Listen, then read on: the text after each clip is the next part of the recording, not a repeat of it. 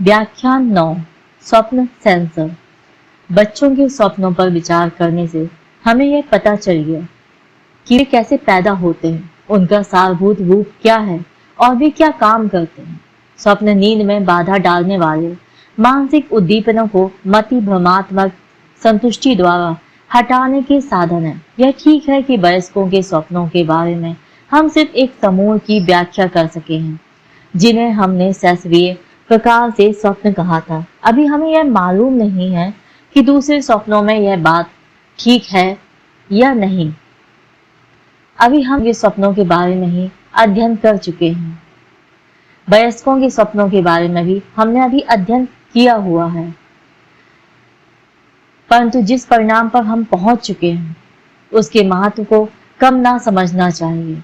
अभी हमें यह मालूम नहीं है हालांकि कि दूसरे स्वप्नों में यह बात ठीक होगी या नहीं, और उन्हें हम समझते भी नहीं। जब कभी हम किसी स्वप्न को पूरी तरह समझते हैं तब वह एक इच्छा पूर्ति होता है, और सदा ऐसा होना आकस्मिक या महत्वहीन नहीं हो सकता। दूसरे प्रकार के स्वप्नों को हमने एक अज्ञात वस्तु के विपर्यस्त स्थानापन्न माना है। इनकी अज्ञात वस्तु का ही सबसे पहले पता लगाना है। इस मान्यता के लिए हमारे पास बहुत से आधार हैं, जिनमें से एक हमारी गलतियों की अवधारणा है, जिसका सादृश्य हमारा अगला काम इस स्वप्न विपर्यास की जांच परख करना और उसे समझना है। स्वप्न विपर्यास के कारण ही स्वप्न विचित्र लगते हैं और समझ में नहीं आते के बारे में हम कई बातें जानना चाहते हैं। पहली बात, यह कहाँ से आता है, इसकी गति की। दूसरी, यह क्या करता है, और अंत में यह वह काम कैसे करता है। आगे हम कह सकते हैं कि विपर्यास स्वप्न तंत्र से पैदा होता है। अब हम स्वप्न तंत्र का वर्णन करेंगे और इसके अंदर मौजूद बलों को खोज करेंगे। अब मैं आपको एक ऐसा स्वप्न बताता हूँ जो मनोविश्लेषण के क्षेत्र में प्रसिद्ध एक महिला ने दिया था। उसने बताया था कि स्वप्न देखने वाली एक बुजुर्ग बहुत सुसंस्कृत और बड़ी सम्मानित स्त्री थी। इस स्वप्न का विश्लेषण नहीं किया गया था और दर्ज करने वाली महिला ने यह कहा था कि मनोविश्लेषकों को इसका अर्थ लगाने की कोई आवश्यकता नहीं। स्वप्न देखने वाली ने स्वयं भी इसका अर्थ नहीं लगाया, पर उसने इसकी आलोचना की और उसकी इस तरह निंदा की मानो उसे मालूम हो कि इसका क्या अर्थ है। उसने कहा, अजीब बात है, एक 50 वर्ष की औरत जिसके मन में दिन रात अपने बच्चों की ही चिंता रहती है, ऐसी घृणित बेहूदी बात का स्वप्न देखती है। अब मैं आपको यह स्वप्न बताऊंगा जो युद्ध काल में प्रेम सेवा अर्थात सैनिकों की काम संतुष्टि का कार्य के बारे में है। वह पहले सैनिक अस्पताल गई और दरवाजे के संतरी से उसने कहा कि वह मुख्य डॉक्टर, उसने एक नाम बोला जो उसे याद नहीं था, से बातचीत करना चाहती है क्योंकि वह अस्पताल में काम करने के लिए अपनी सेवाएं पेश करना चाहती है।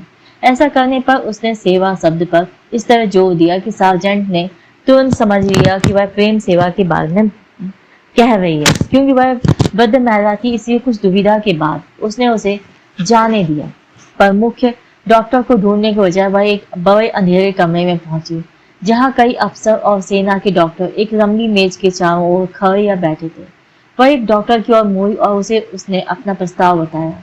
वह जल्दी ही उसका मतलब समझ गया। उसने स्वप्न में ये शब्द कहे, मैं और वियना की असंख्य दूसरी स्त्रियां और लड़कियां योद्धाओं के लिए, चाहे वे अफसर हो या साधारण सैनिक, को तैयार हैं। यह कथन अंत में अस्पष्ट बुदबुदाहट में समाप्त हो गया, पर उसने अफसरों के कुछ परेशान और कुछ दुर्भावनापूर्ण भावों से यह समझ लिया कि उन्होंने उसका मतलब समझ लिया है। महिला ने आगे कहा, मैं जानती हूँ कि हमारा फैसला अजीब मालूम होता है, पर हमारा विचार पक्का है। रण क्षेत्र में सैनिक से यह नहीं पूछा जाता कि वह मरना चाहता है या नहीं। इसके बाद 1 मिनट तक कष्टकारी चुप्पी रही। तब स्टाफ डॉक्टर ने अपनी बाह उसकी कमर में डाली और कहा, श्रीमती जी, मान लो सचमुच यहाँ तक नौबत आ जाए कि अस्पष्ट ध्वनि। उसने अपने को उसकी बाह से छुड़ा लिया और सोचा कि वे सब एक से होते हैं, और उत्तर दिया, हे भगवान, मैं तो बुढ़िया औरत हूँ और शायद मेरे साथ यह नहीं होगा, और एक शर्त अवश्य माननी होगी, उम्र का अवश्य ध्यान रखना होगा, जिससे कोई बुढ़िया स्त्री और जवान लड़का नहीं। अस्पष्ट ध्वनि, यह बड़ी भयंकर बात होगी। स्टाफ डॉक्टर ने कहा, मैं बिल्कुल समझता हूँ, पर कुछ अफसर, जिनमें एक वही भी था जिसने अपनी जवानी में उससे प्रेम किया था, जो उसे हंसे और महिला ने कहा, मुझे मुख्य डॉक्टर के पास ले चलो, जिसे वह जानती थी, ताकि सारी बात सीधी पेश की जा सके।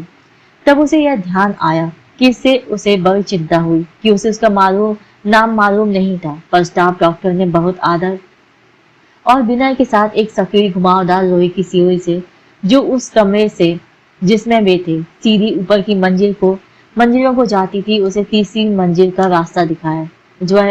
जब वह ऊपर पहुंची तब उसने एक अफसर को यह कहते हुए सुना कि वह जवान हो या बूढ़ी, पर यह एक महान निश्चय है, वह सम्मान का पात्र है। इस भावना के साथ कि वह तो सिर्फ अपना कर्तव्य कर रही है, वह अंतहीन सीढ़ी पर चढ़ती गई। यह स्वप्न कुछ ही सप्ताहों के भीतर 2 बार आया। इसमें कहीं कहीं मामूली हेर फेर थे, पर वे, जैसा कि महिला ने कहा, बिल्कुल महत्वहीन और निरर्थक थे।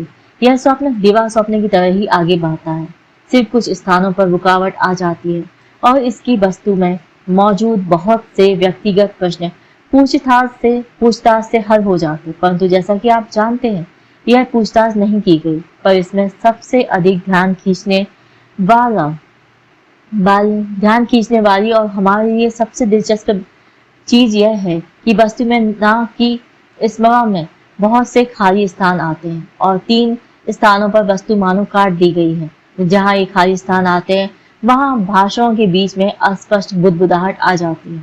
हमने इस स्वप्न का विश्लेषण नहीं किया, इसलिए यदि ठीक ठीक देखा जाए तो हमें इसके अर्थ के बारे में कुछ कहने का अधिकार नहीं है, परंतु कुछ ऐसे संकेत हैं जिनसे हम निष्कर्ष निकाल सकते हैं। उदाहरण के लिए प्रेम सेवा शब्द, और सबसे बढ़कर बात यह है कि अस्पष्ट ध्वनि से पहले टूटे हुए भाषणों को पूरा करने के लिए जिस तरह की चीज चाहिए उसका एक ही तात्पर्य हो सकता है। यदि हम उन्हें वैसे पूरा कर दें तो एक ऐसी कल्पना बन जाती है जिसमें वस्तु यह है कि स्वप्न देखने वाला अपना कर्तव्य समझकर छोटे बड़े सब तरह के सैनिकों की यौन आवश्यकताओं की संतुष्टि के लिए तैयार है।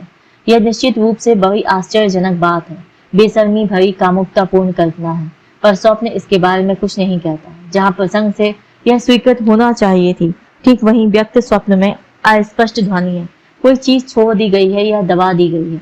मुझे आशा है कि आप यह अनुभव करेंगे कि यह अनुमान कितना स्वाभाविक है कि ये वाक्य चोट पहुंचाने वाले होने के कारण ही दबाए गए हैं। अब बताइए, इस तरह की चीज और कहाँ होती है? आजकल के जमाने में इसे खोजने आपको दूर नहीं जाना होगा। कोई भी राजनीतिक अखबार ले लीजिए, आप देखेंगे जगह जगह कोई चीज गायब है, उसके स्थान पर सफेद काली कागज दिखाई दे रहा है। आप जानते हैं यह प्रेस सेंसर का काम है। जहाँ जहाँ जगह खाली है वहां शुरू में जो चीज लिखी हुई थी उसे सेंसरशिप अधिकारियों ने नापसंद किया और इस कारण उसे हटा दिया गया। आप शायद इसे बड़े अफसोस की बात कहेंगे, क्योंकि वही समाचार का सबसे महत्वपूर्ण या सारभूत भाग होता है। कुछ जगह में सेंसरशिप ने पूरे वाक्य को नहीं छुआ है, क्योंकि लेखक ने पहले ही यह अनुमान करके कि सेंसर को किन वाक्यों पर आपत्ति हो सकती है उन्हें हल्का करके थोड़ा सा बदलकर या जो कुछ वह वास्तव में लिखना चाहता है उसके संकेतों से ही संतुष्ट होकर सेंसर की पेशबंदी कर दी।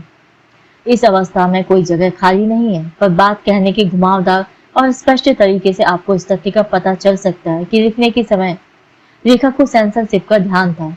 अब इस सादृश्य के अनुसार चलते हुए हम कहते हैं कि स्वप्न में जो बातें छोड़ दी गई हैं यह बुदबुदाहट के रूप में आई हैं, वे भी किसी सेंसरशिप की काट-छांट का नतीजा है। हम सचमुच स्वप्न सेंसरशिप या स्वप्नगत काट-छांट शब्दों का प्रयोग करते हैं और स्वप्न के विपर्यास का आंशिक कारण इसी को समझते हैं। व्यक्त स्वप्न में जहाँ कहीं खाली स्थान है वहां हम जानते हैं कि यह सेंसरशिप के कारण है, और इससे भी आगे बढ़कर हमें यह समझ लेना चाहिए कि दूसरे अधिक बहुत प्रमुख रूप से निर्दिष्ट अवयव में जहाँ कहीं कोई ऐसा अवयव है जिसकी याद धुंधली, अनिश्चित या संदिग्ध है, वहां वह सेंसरशिप के काम का ही सबूत है। पर सेंसरशिप इतना छिपा हुआ या चतुराई भरा रूप बहुत कम ग्रहण करती है जितना इसने प्रेम सेवा वाले स्वप्न में ग्रहण किया। प्रायः सेंसरशिप ऊपर बताए गए दूसरे तरीके से अपने होने का आभास देती है, सच्चे अर्थ के स्थान पर उसके रूप भेद, संकेत और अस्पष्ट निर्देश पेश करती है। स्वप्न सेंसरशिप के कार्य करने का एक तीसरा तरीका भी है जो प्रेस सेंसरशिप के नियमों से नहीं मिलता। पर बात यह है कि मैं आपको स्वप्न सेंसरशिप के कार्य करने की यह विशेष रीति उस स्वप्न में ही दिखा सकता हूँ जिसका अब तक हमने विश्लेषण किया है। आपको डियर फ्लोरिन के 3 खराब थिएटर टिकटों वाला स्वप्न याद होगा। इस स्वप्न के पीछे मौजूद गुप्त विचारों में बहुत जल्दबाजी का तथ्य मुख्य था। इसका अर्थ यह था कि इतनी जल्दी विवाह करना बेवकूफी थी, इतनी जल्दी टिकट लेना भी बेवकूफी थी। ननद का इतनी जल्दबाजी में एक जेवर पर अपने रुपए खर्च कर डालना हास्यास्पद था।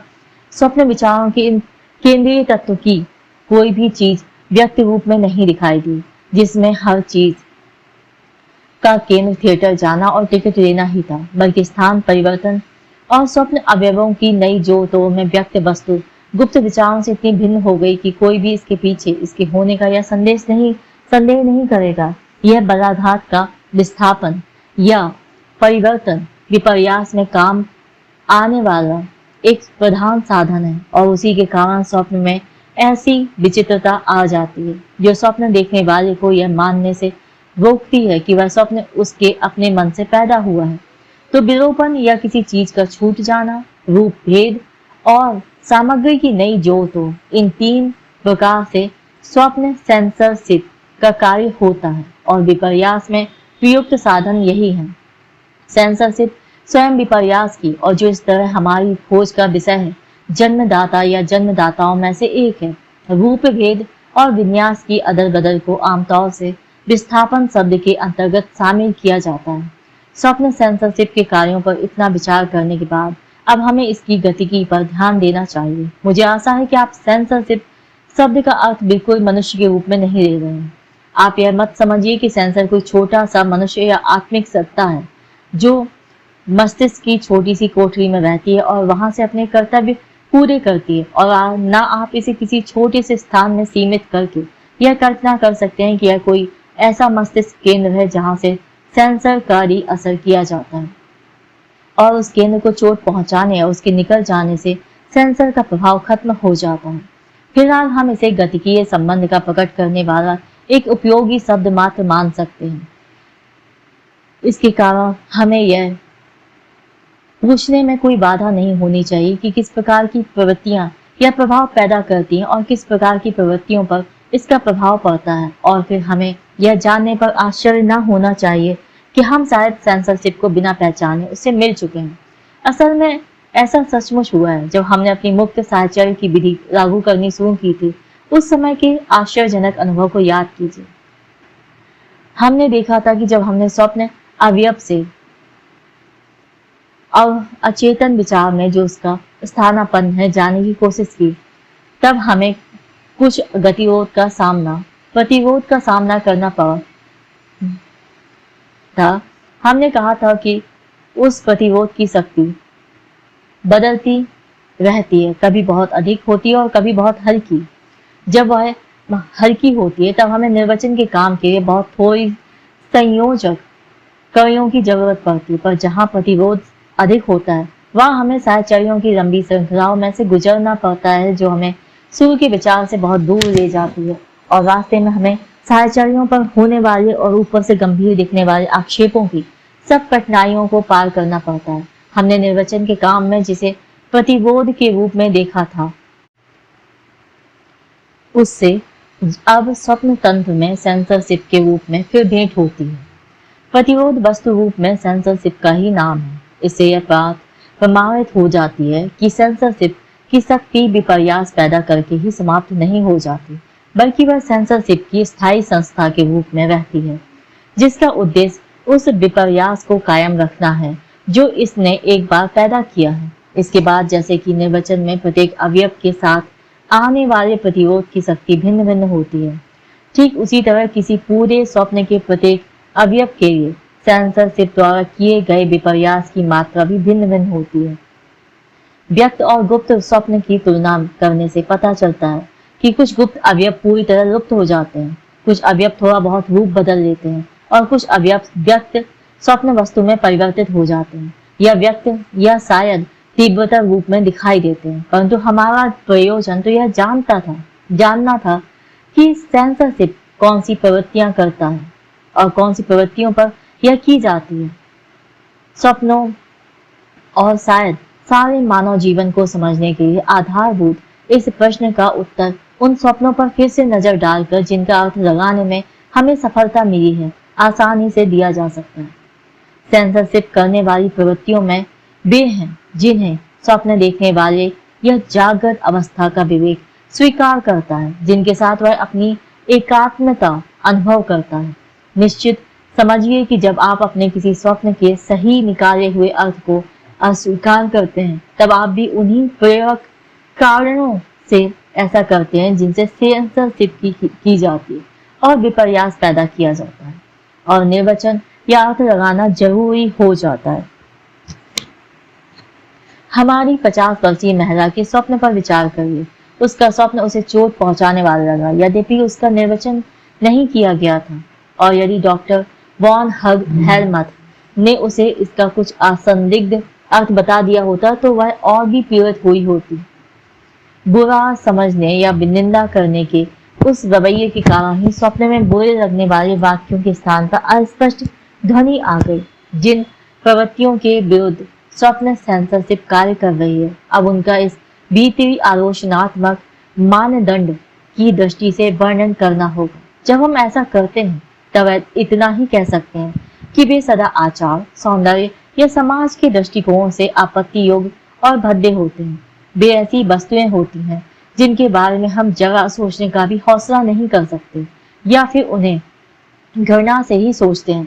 सबसे बड़ी बात यह है कि सेंसर की हुई अर्थात कटी छटी इच्छाएं जो स्वप्नों में विपर्यास रूप से प्रकट होती हैं, सीमाहीन और निष्ठुर अहंकार की अभिव्यक्ति होती हैं, क्योंकि प्रत्येक स्वप्न में स्वप्न देखने वाले का अपना अहंकार ही प्रकट होता है और मुख्य कार्य करता है। यद्यपि वह यह जानता है कि व्यक्त वस्तु में वह अपने आप को कैसे पूरी तरह छिपा सकते हैं। स्वप्नों का यह पवित्र अहंकार निश्चित रूप से नींद के लिए आवश्यक मानसिक रवैये से असंबद्ध नहीं होता। नींद के लिए आवश्यक बात है सारी बाहरी दुनिया से दिलचस्पी हटा लेना। जिस अहम ईगो ने सब अनैतिक बंधनों को दूर कर दिया, वह यौन आवेग की सब आवश्यकताओं से अपनी एकात्मता अनुभव करता है। यौन आवेग की ये आवश्यकता ऐसी है जिन्हें हमारा सौंदर्य विषयक अभ्यास बहुत समय से बुरा समझता रहा है और जो नैतिकता द्वारा लगाए गए सब संयमों के विपरीत है। आनंद प्राप्ति का प्रयत्न, जिसे हम लिबिडो या राग कहते हैं, किसी भी निरोध के काबू में ना रहता हुआ बल्कि निषेधात्मक वस्तुओं को ही पसंद करता हुआ अपनी तृप्ति के आलंबन में चुन लेता है। वह न केवल दूसरे आदमी की पत्नी को चुन लेता है, बल्कि सबसे बढ़कर बात यह है कि वह ऐसे निषिद्ध संभोग के आलंबन चुन लेता है जिन्हें मानव जाति ने एक मन से पूज्य माना है। पुरुषों के लिए माता और बहन, स्त्रियों के लिए पिता और भाई। हमारी 50 वर्षीय महिला का स्वप्न निषिद्ध संभोग वाला है। इसमें लिबिडो या राग निश्चित रूप से पुत्र के प्रति प्रवृत्त है। जिन इच्छाओं को हम मनुष्य स्वभाव के लिए अपरिचित मानते हैं, वे इतनी शक्तिशाली होती हैं कि स्वप्नों को जन्म देती हैं। घृणा भी बड़े प्रबल रूप में प्रवर्तित होती है। जो लोग जीवन में अपने बहुत निकट के और प्रिय हैं, जैसे माता पिता, भाई बहन, पति या पत्नी और स्वप्न देखने वाले के अपने बच्चे, इनके विरुद्ध बदले की भावना और इनकी मौत की अभिलाषा भी बहुत असामान्य चीज नहीं है। ये सेंसर या काट छाट की हुई इच्छाएं बिल्कुल नरक से उठी मालूम होती हैं। जब हम इनका अर्थ जानते हैं तब अपने जागृत क्षणों में हमें यह मालूम होता है कि उनकी काट छाट शक्ति से नहीं हुई, पर इस दूषित वस्तु का दोष स्वयं स्वप्नों पर नहीं है। निश्चय ही आप यह भूले नहीं होंगे कि उनका केवल हानि रहित बल्कि उपयोगी काम नींद को भंग होने से बचाना है। पतित या नीति भ्रष्ट होना स्वप्नों का स्वभाव नहीं है। सच तो यह है कि जैसा आप जानते हैं, ऐसे स्वप्न भी होते हैं जो उचित यात्रा इच्छाओं को और तात्कालिक शारीरिक जरूरतों को पूरा करते हैं। यह सच है कि इन स्वप्नों में विपर्यास नहीं होता, पर इनमें उसकी आवश्यकता भी नहीं होती। वे ईगो या अहम की नैतिक और सौंदर्य संबंधी प्रवृत्तियों को बिना चोट पहुंचाए अपना कार्य पूरा कर सकते हैं। यह भी याद रखिए कि विपर्यास की मात्रा दो बातों की समानुपाती होती है। एक तो जिस इच्छा को सेंसर करना है वह कि जितनी अधिक आघातकारक या चौंकाने वाली होगी, उतना ही अधिक विपर्यास होगा। पर यदि सेंसरशिप अर्थात काट छाट कराने वाली प्रवृत्ति सख्त है तो भी विपर्यास अधिक होगा। इसलिए किसी बहुत संयम के वातावरण में पाली गई और अति लज्जाशील नौजवान लड़की में कठोर सेंसर से स्वप्न उत्तेजनाओं को ऐसे रूप में विपर्यस्त कर देगी जिन्हें हम डॉक्टर लोग हानि रहित कामों की इच्छाएं मानते हैं और जिन्हें स्वप्न दृष्टा भी 10 वर्ष बाद इसी रूप में मानेगी। इसके अतिरिक्त हम अभी इतना अधिक आगे नहीं बढ़ रहे हैं कि अपने अर्थ लगाने के काम के परिणामों पर परेशानी अनुभव करने लगे। मेरा ख्याल है अब भी हम इसे ठीक तरह से नहीं समझते, पर सबसे पहले हमारा कर्तव्य यह है कि हम इस पर हो सकने वाली आलोचनाओं से इसको सुरक्षित कर दें। कमजोर पहलू ढूंढ लेना कुछ भी कठिन नहीं है। हमारे निर्वचन उन परिकल्पनाओं के आधार पर थे जो हमने पहले मान ली थी कि स्वप्नों का सचमुच कुछ अर्थ होता है।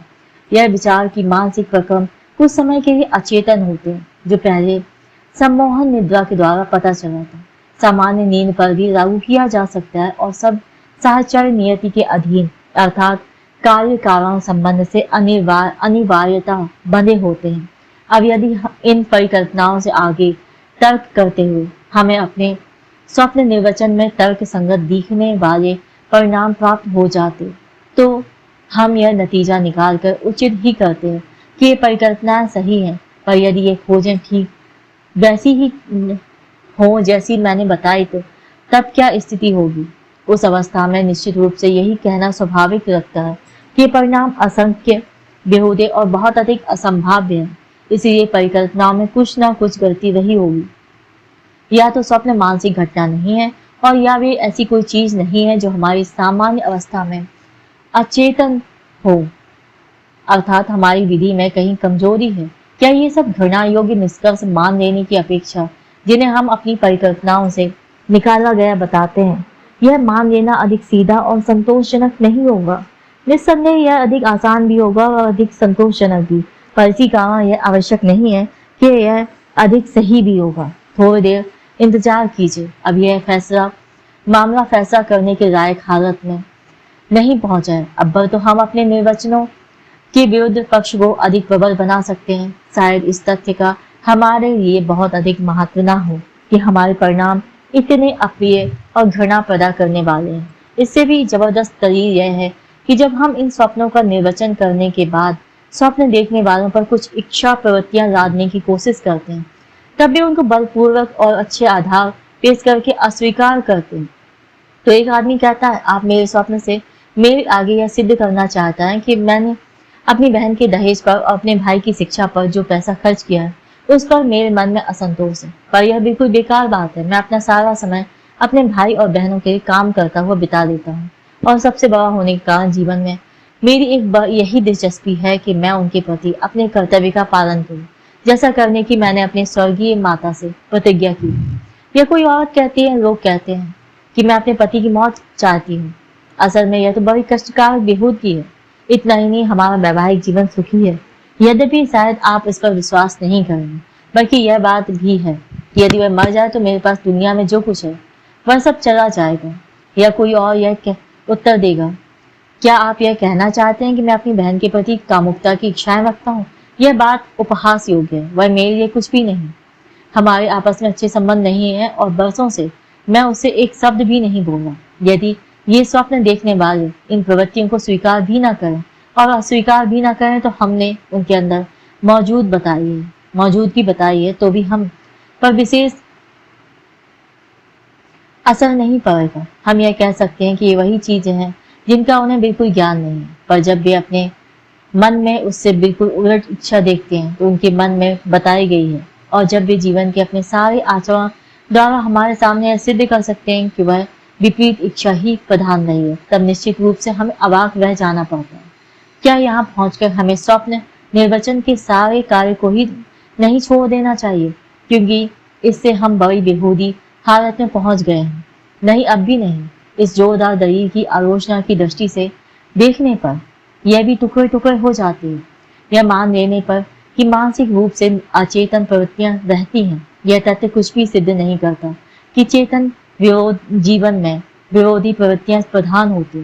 शायद मन में विरोधी प्रवृत्तियों, परस्पर विरुद्ध बातों के एक साथ रहने की गुंजाइश होती है। असल में संभवतः एक प्रवृत्ति की प्रधानता ही उसकी विरोधी प्रवृत्ति के अचेतन होने का कारण है। इस तरह पहले उठाई गई आपत्तियों का मतलब इतना ही हुआ कि स्वप्न निर्वचन के परिणाम सरल नहीं होते और बहुत अरुचिकर होते हैं।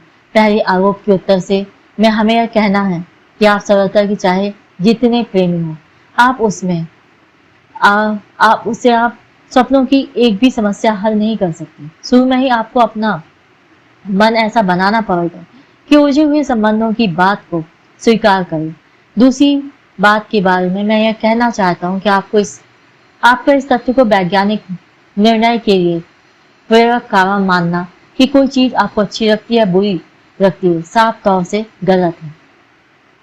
भोजन के बाद बोलने वाले वक्ता ने बोस के साथ एक और स्वप्न के बारे में बताया। हमें यह विश्वास दिलाया था कि उसे अपने प्रधान के प्रति अनादर भाव का ना तो उस समय कोई ज्ञान था और ना पहले कभी रहा था। हमने तभी उसके इस कथन की सच्चाई पर संदेह किया। इसके बदले यह माना था कि वक्ता अपने भीतर इस भावना के अस्तित्व से स्थायी रूप से अपरिचित है। जिन स्वप्नों में बहुत अधिक विपर्यास होता है उन सबके निर्वचन के समय यही स्थिति पैदा होती है और इससे हमारे विचार का महत्व बढ़ जाता है। अब हम यह मानने के लिए तैयार हैं कि मानसिक जीवन में ऐसे प्रक्रम और प्रवृत्तियां होती हैं जिनके बारे में हम कुछ नहीं जानते रहे बहुत लंबे समय से, या शायद कभी भी इसके बारे में कुछ भी नहीं जानते रहे। इससे अचेतन शब्द का एक नया अर्थ हमारे सामने आ जाता है। उस समय यह अस्थायी विशेषण कोई आवश्यक गुण नहीं रहता और इस शब्द का अर्थ न केवल उस समय गुप्त बल्कि स्थायी रूप से अचेतन भी हो सकते हैं। इस प्रश्न पर हम बाद में और आगे विचार करेंगे। Thank you very much for listening. Have a nice day.